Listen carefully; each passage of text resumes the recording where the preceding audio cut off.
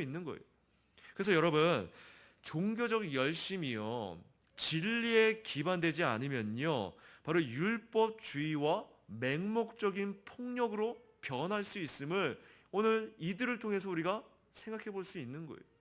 오늘 이러한 일들은요, 성경에서뿐만 아니라 기독교의 역사 가운데서도 특히나 중세 그 종교 재판에 그대로 나타났죠. 가톨릭 교회는 어떻습니까? 이단을 제거한다는 명목으로 종교 재판을 열어서 수많은 사람들을 박해하며 그렇게 죽였습니다. 그래서 많은 종교개혁자들이 성경을 번역했다는 이유 하나만으로, 또한 그들의 교리를 따르지 않는다는 이유 하나만으로 이단으로 정죄받아서 목숨을 잃는 경우가 태반이었어요. 또한 십자군 전쟁은 어떻습니까? 기독교라는 십자가를 내세우면서 얼마나 수많은 그 무슬림, 이슬람 교도들이 죽어나갔습니까? 그래서 이러한 사건은요, 오늘 인간의 죄성과 악한 의도가 어떻게 하나님의 계획에 도전할 수 있는지를 우리에게 말해주고 있다는 거예요. 자, 그래서 오늘 우리가 잘못된 열심을 통해 생각해 볼 점은요, 참된 복음의 열심과 잘못된 열심의 차이를 좀 알아야 된다는 거예요. 오늘 진리에 기반되지 않는 열심은요, 다 뭐예요? 참된 열심이 아니라는 거예요. 잘못된 열심이라는 거예요.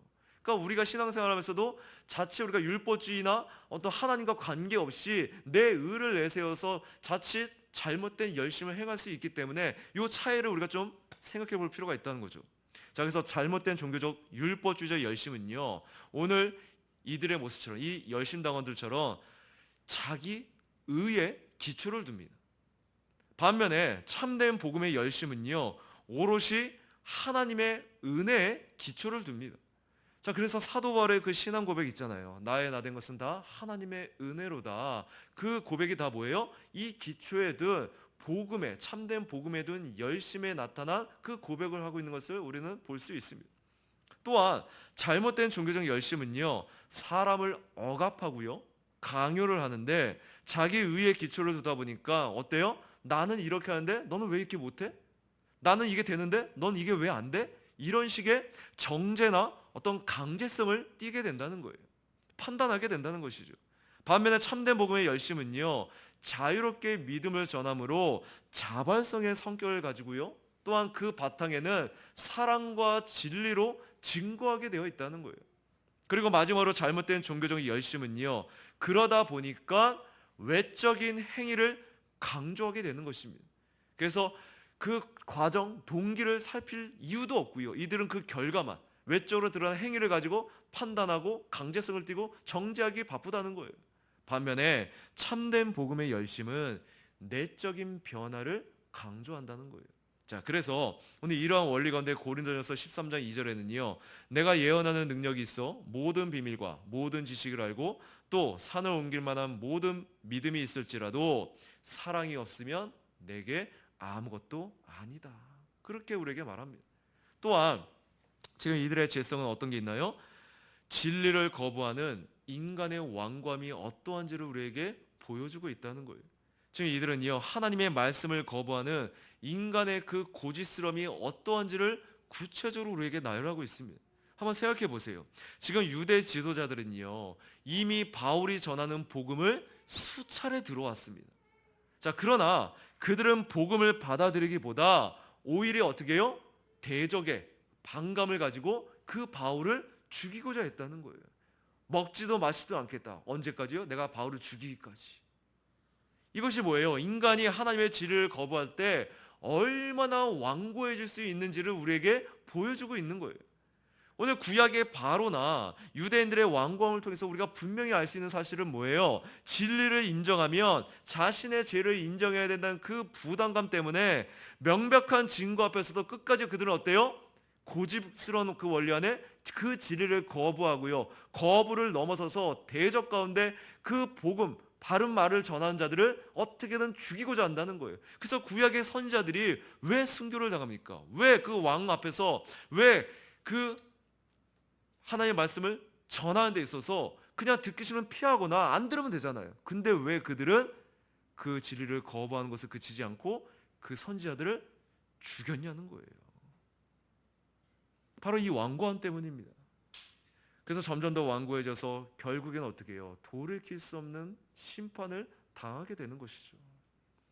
자, 그래서 우리가 현재 에레미야를 통해서 계속적으로 묵상하고 있지만은 이러한 인간의 완고함은요, 뭐와 대조돼요? 이 인간들의 완고한 이 죄성은 바로 하나님의 자비하심, 하나님의 긍휼하심, 그 은혜에 대조되고 있다는 거예요. 그래서 우리는요, 이 인간의 완고함과 대조되는 하나님의 은혜를 생각해 볼 필요가 있습니다. 인간의 완고함은요, 진리를 거부하지만 하나님의 은혜는요, 끊임없이 기회를 준다는 거예요. 그 안에는 하나님의 오래 참으심과 인내하심과 관대하심이 있어요. 어떻게든 그 영혼이 회개하게 돌아오시는 그 마음, 계속해서 기회를 주세요. 또한 인간의 완고함은요, 죄를 합리화하고요, 자꾸만 핑계나 탓을 하지만 하나님의 은혜는요, 회개하도록 그들을 이끄신다는 거예요. 그래서 결국에 인간의 완고함은 하나님을 대적하지만 하나님의 은혜는요, 끝까지 사랑을 베푸십니다. 하지만 인간의 완고함은요, 끝내 그 하나님의 베푸신 사랑, 그 은혜를 어떻게 해요? 자기의 완악함, 자기의 고집스러움으로 결국은 그 기회를 잡지 못하고 그걸 믿지 못하고 자기의 의를 충만히 내세워서 고집스러운 가운데 심판을 받게 되는 것입니다. 반면에 하나님의 은혜는 회개를 통해 용서함을 받는 것입니다. 또한 진리를 거부하는 인간의 완고함은요, 하나님의 섭리 또한 무시하게 된다는 거예요. 지금 하나님께서는요, 바울에게 직접 나타나셔서 내가 로마에서도 증언해야 한다, 그렇게 분명히 말씀하셨죠. 그러나 지금 이 유대인들의 완고함은요, 그 말씀과 완전히 반대되는 일을 하는 거예요. 하나님의 뜻, 하나님의 계획을 이들의 완고함이 뭐예요? 무너뜨리려고 하는 대적의 원리로 서 있다는 거예요. 오늘 이러한 타락한 인간이 하나님의 주권을 인정하지 않을 때 그 결국은 뭐예요? 심판이에요. 감히 어떤 피조물이 하나님을 대적해서 살아남을 자가 누가 있냐는 거예요. 그럼 오늘날도 동일해요. 끊임없이 강단에서 또한 가르침의 원리에서 그 우리의 양심을 건드리고 우리의 죄를 드러낼 때 그 말씀 앞에 내가 꺾여지느냐, 내가 사실 그게 기회를 주는 거거든요. 회개하라는 말이 사실은 다른 말로 뭐예요? 하나님께서 말씀을 통해서 하나님이 회개하라, 죄인들 향해서 회개하라, 너 그런 죄에 더 이상 머물지 말고 돌이켜야 돼, 계속해서 기회를 줄 때 회개하라, 회개하라, 이 말이 뭐와 동의어예요? 하나님의 사랑과 동의어예요. 회개하라는요, 이꼴 사랑이야, 사랑이야, 그 말과 같은 거예요. 근데 왜 죄인들은, 왜 자기의 고집스러움에 완악함에 있는 사람들은요, 이 회개라는 말을 들을 때 왜 이렇게 싫어하죠? 왜 이렇게 거부하죠? 왜 이렇게 대적하죠? 그 하나님을 모르기 때문에, 용서하기를 기뻐하시는 그 하나님의 마음을 모르기 때문에, 그 회개란 말이 사랑이란 말과 동의어로 생각하지 않기 때문에. 그러니까 이게 얼마나 아이러니해요. 그러니까 죄인들은요, 그러니까 신앙인이 아니어도 일반 세상 사람들도, 일반 자연인들도요, 좋아하는 말이 뭐예요? 어떤 심리학의 원리 안에서도 사랑해, 아이 예뻐, 옳지, 칭찬하는 말, 아유 잘한다, 그죠? 다 좋아하잖아요.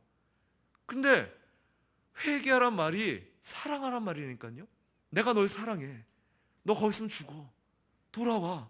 하나님께서 그렇게 외치는데, 그렇게 기회를 주는데, 완악한 죄인은요, 자기의 의에 충만해서 그걸 사랑으로 못 느껴요. 나에게 사랑한다는 말을 해주세요. 내가 너 사랑한다고 말하고 있잖아. 회개하는 말이 사랑이야. 거기서 머물며 거기서 빠져고, 거기서 너가 헤어나지 않고 죄의 정욕에, 죄의 노예, 거기에 그냥 빠져서 머무르면 넌 죽으니까, 그래서 넌 돌아와야 돼. 죄로부터 돌이키고 나에게로 돌이켜. 이게 사랑이거든요. 근데 완악함, 고집스러운 그 죄성은요, 그거를 사랑으로 받아들이지 않고 자기의 의를 내세우며 그 죄의 정욕에, 죄의 탐닉에 끊임없이 빠져들면서 그 하나님을 거부한다는 거예요. 결국은 뭐예요? 심판이죠. 그게 바로 하나님의 주권을 인정하지 않는 완악한, 완고한 인간들의, 죄인들의 모습이라는 거예요. 자, 그래서 우리는 이러한 완악한 가운데 드러난 하나님의 보호하심의 그 섭리를 바라봐야 됩니다.